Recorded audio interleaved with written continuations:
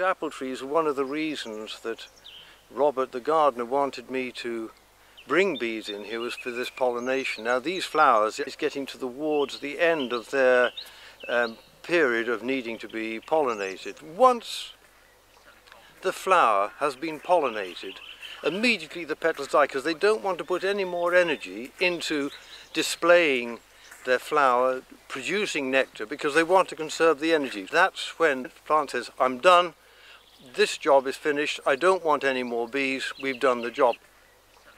That tree up there, the sycamore, which is really the weed of people, they can't stand sycamore, but for bees it really is great, because they produce a lot of nectar at this time, and all those candles hanging down are producing a lot of honey, and it's right next door to my bees, so they're terribly happy.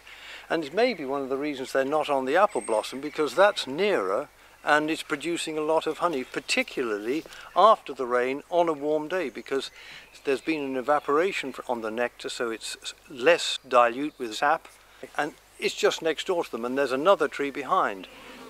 Sycamore are a great source of nectar.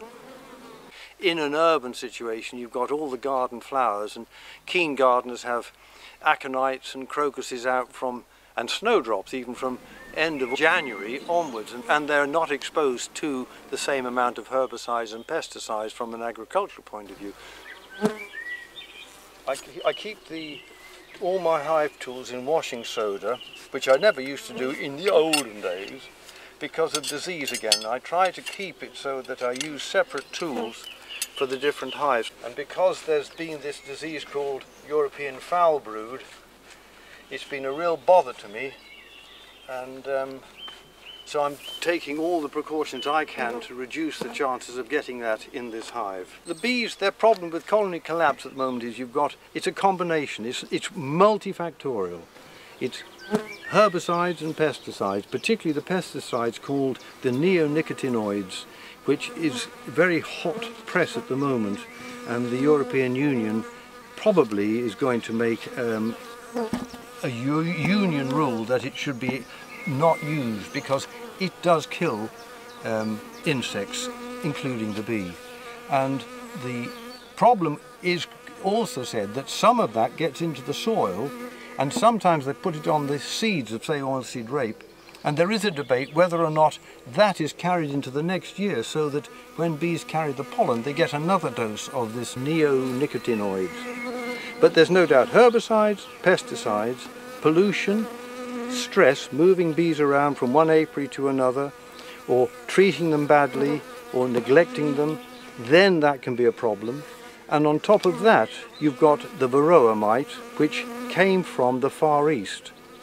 And the story with the varroa mite is that the varroa mite got onto the European honeybee because a German from East Germany, who was a dedicated beekeeper, was sent to the Far East by the Russians when it was under Russian control in the 50s.